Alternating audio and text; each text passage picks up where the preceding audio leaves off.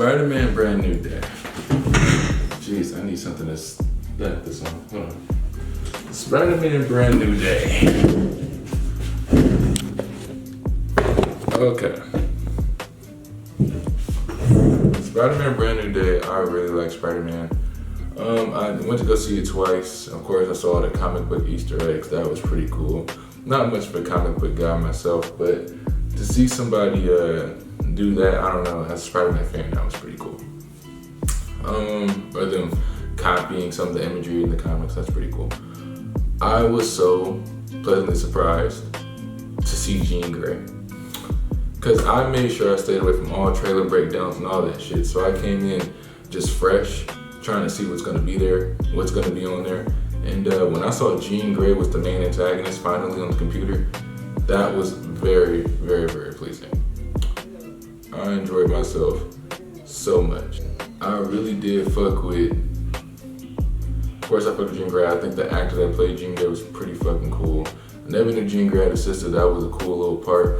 I don't know, just seeing Spider-Man struggle, because that's like one of the biggest parts of being Spider-Man, being fucked up and struggling. I like to see the dynamic he had with his friends after they forgot who he was. Even though I do kind of feel like some of the aspects of it, like Ned knowing like their handshake, I thought that was a little like, okay, muscle memory I guess, but even still, feel me, like that was a little corny.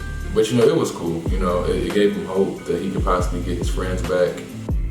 I liked how they gave him multiple problems in one thing. First, after you like get Jean Grey taken care of, you think, oh, okay, she's like the main problem. But they turned their essential or their antagonist into somebody that you can, of course, you know, get behind, like her reasoning for doing things, so it can make the movie a lot more interesting. I like the fact that I don't know if we can do this like the full spider transformation, because in the comics there was something like that. We turned into an actual spider. I did like how they gave him like not dilated, but like enlarged pupils whenever he went in that mode. And it was kind of reminiscent of like the symbiote situation when Tobey Maguire had Venom. It kind of gave me like, oh, okay, we know we're in for it when he gets the extra aggression and all that. I thought that was pretty cool, seeing him struggle with that. I really love the writing of this. You can definitely feel his misery. And as a Spider-Man fan myself, that was pretty fucking cool. I think that they got the Peter Parker and Spider-Man, like the dynamic of being both of them, both their lifestyles. I thought that was pretty fucking dope. They got everything down pat. I like how the suit doesn't look as like put together. You know, it just looks like he just threw some shit on.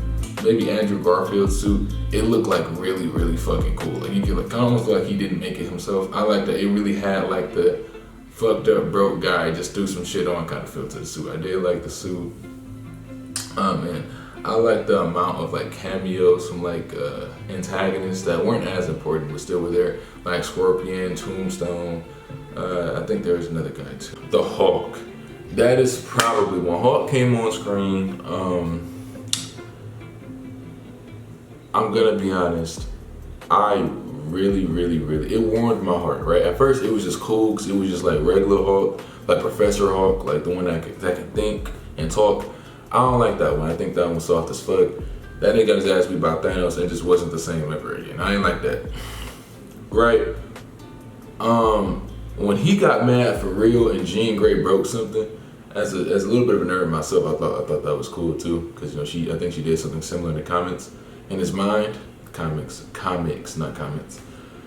Bruh, he became like 6 foot fucking 9, 6'8", possibly 7 foot. He got big for real and was mad and just wasn't thinking no more. I really fucked with that shit. I love that they made this man a crash out, like a real crash out. This is what I wanted to see Hulk be. Right? This is the Hulk that should have been checking Thanos, in my opinion. Like that soft ass shit that we had for Infinity War, he got his ass up there, didn't want to come out no more. He was on Fraud Watch. For me, after I saw that shit, Hulk wasn't Hulk no more. This nigga wasn't a real nigga. He was scary as fuck. No, I don't think, I was not very happy with this performance there. How the fucking Bruce Banner had more fucking courage than you more pride than you to go fight this nigga again. I don't like that. But we did get real nigga Hulk, right? I think that's the Hulk. I think this Hulk is the most real Hulk I've ever seen on screen. All right, so I fucked with it. Besides the really old, I think, movie that came out in like 2007, maybe a little more before that. But yeah, and I don't know if I'm tripping or not. Before Frank Castle or the Punisher got possessed by Jean Grey or whatever, got his mind controlled. I thought that was pretty cool that I think when he was looking at that head, it looked like a head inside of a jar. I think that's Abomination. So I thought that was really cool too, a cool little Easter egg. I don't know, we might see Abomination in the future. We might get a Hulk movie, who knows? Yeah, I also like that they decided to go with just a street level story. It just felt like, everything just felt like Spider-Man-esque. Like it wasn't like some off the walls ass Avengers level story he was dealing with. It was just some shit that you would just see in a regular Spider-Man cartoon or in a comic book. I thought that was really dope as fuck too. Definitely might want to see another street level story. I don't know. You can really, I really fucked with, I know I said this before, I really fucked with how you can feel that man's depression, like when he's looking at his girlfriends and his friends having fun going through college, all the way to the point when they graduated, so I'm assuming they're around 21, 22, possibly even 23, depending on when they were born. And I like that they didn't talk about Tony Stark too much either, because as much as I love Iron Man, I feel like, you know, Spider-Man is still his own character, and like in real life, when you lose somebody and it's been like some time, you move on. Like, it's not that you don't care, it's just you don't want to talk about it every single day for the rest of your life. You know, so I like that they left that out. I thought that was pretty cool. It was really just all Spider-Man story. But the thing that they put on people with powers next, to shut down their powers, I really did like that. Or I thought that was interesting, because I feel like, I thought about this too, but also another person said this on the internet, that's probably what they're going to start using to take care of mutants from now on. And I do think that it's going to probably be, in future movies, a conversation about Spider-Man, because they're going to bring up like, hey, weren't you the person that made this, like the first prototype, like the first device that can do that? So that way, like, it's probably going to progress into like college and shit, and some other things that can go against mutants. I think that he's probably going to get some flack for that in the movies later on from the X-Men. I thought that was pretty cool that he was the first person to build one. Yeah, because it's future lore. I like that, similar to how in the Fox movies, they talked to Jean Grey to get her to calm down. Spider-Man had a heart-to-heart with her, right? Because there's no beefing with Jean Grey. Either you appeal to her feelings or you're gonna die.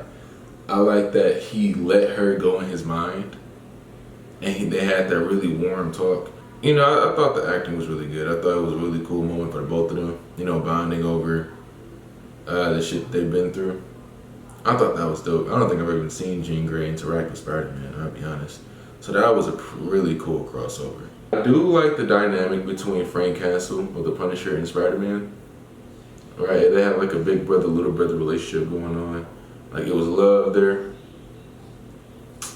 The actors did a really good job portraying that. I didn't even think they would get along. You know, Frank Castle kills people, so you would think Spider-Man would be like, man, what the hell, kind of like how Daredevil was in the show. But they actually got along pretty well. I thought that was dope. Overall, I give the movie about,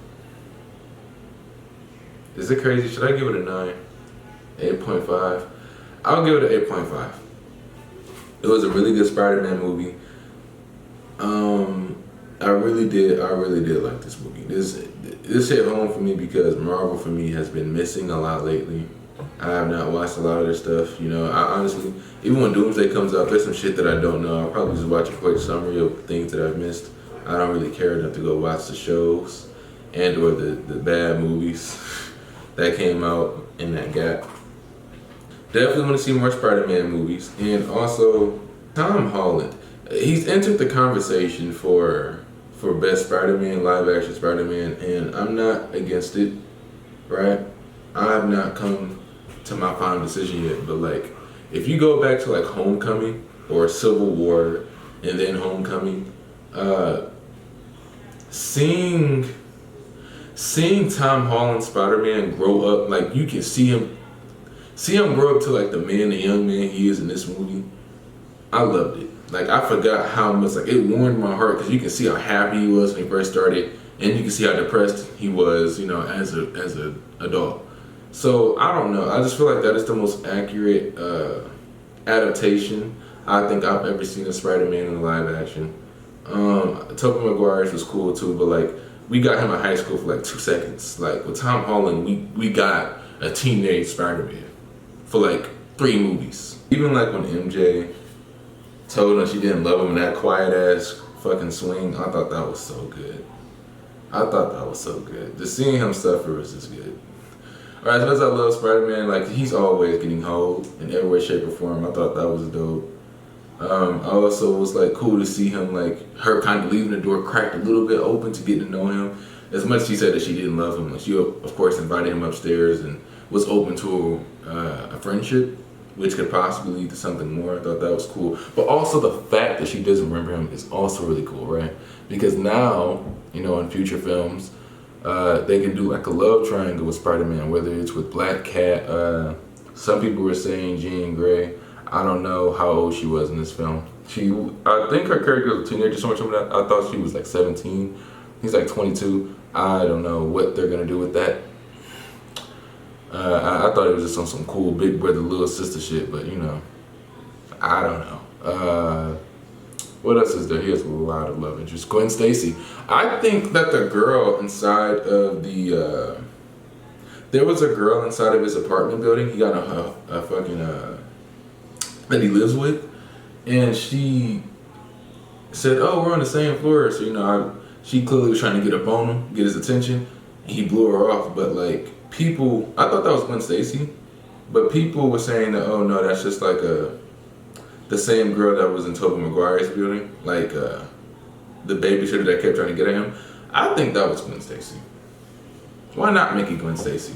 The babysitter in the building was cool, whatever, in Tobey Maguire's thing, but let's get that man Gwen Stacy. Why can't it be Gwen Stacy? I want to dream about it. What else is there? The post-credit scene. Now, I don't know what to think of it. I thought that Spider-Man was in space. Like Tom Holland's Spider-Man was in space. But I also heard that some people are saying that it's going to be another Spider-Man like Tobey Maguire or Andrew Garfield that was in space, like coming to the Earth. Some people are saying Miles Morales. I don't think Miles Morales is in space. I feel like Miles Morales does not need to be from another universe this time. I think Miles Morales would be cool because to just be in the same universe as Peter. So it might be Tobey's or Andrew's, or he could be in space himself. I thought that was interesting. It was very ambiguous end to the movie. They didn't go into detail at all. Man, I've really enjoyed this movie, and I hope Marvel keeps it up. Just heard that I don't think Blade's ever gonna happen. The actor just said fuck it recently. Yeah, shout out to Marvel, man. They did their thing. It's an 8.5. I really have nothing else to say. I don't know. Come back and watch some more of my videos. And yeah, I'll catch you guys next time.